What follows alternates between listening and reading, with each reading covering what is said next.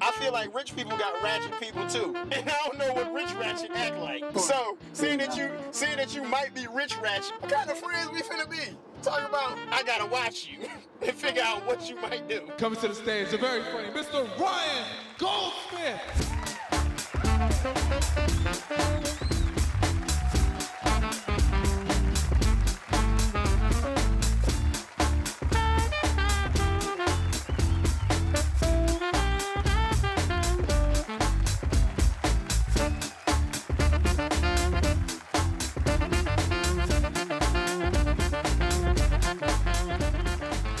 Bullshit.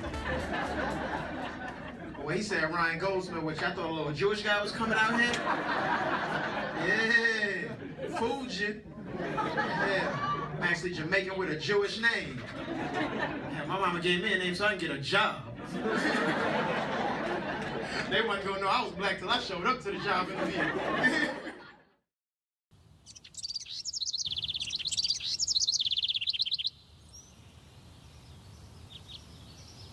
So, Ryan Goldsmith. Yeah, Ryan Goldsmith. I am a stand-up comedian and actor. I've been doing stand-up comedy now for 2 years. My first year in comedy, like, it was horrible. I hope people don't even have those tapes from when I was down there. It was so bad.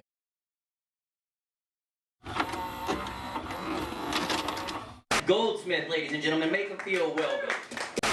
So, baby, you know how to handle a stick? She looks at me and says, you know how to swim up. The myth is alive, black people.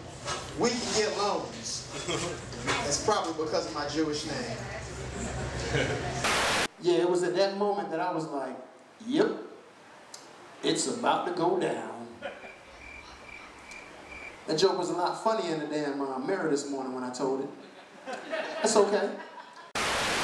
When I got into doing stand-up comedy and decided I wanted to do stand-up comedy, there were certain comics that helped this. First comic that I ever saw that made me say, hey, I want to be a stand-up comedian, Martin Lawrence. When I came to America in 1990s, he was the comic to be.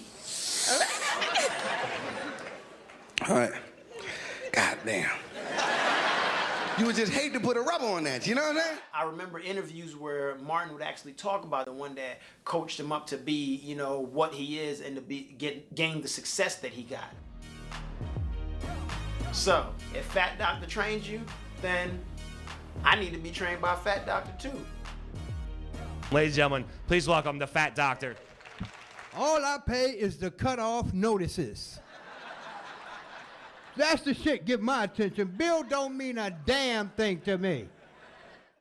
So my day doing comedy would go something like me waking up. I would call up my mentor, the fabulous Fat Doctor.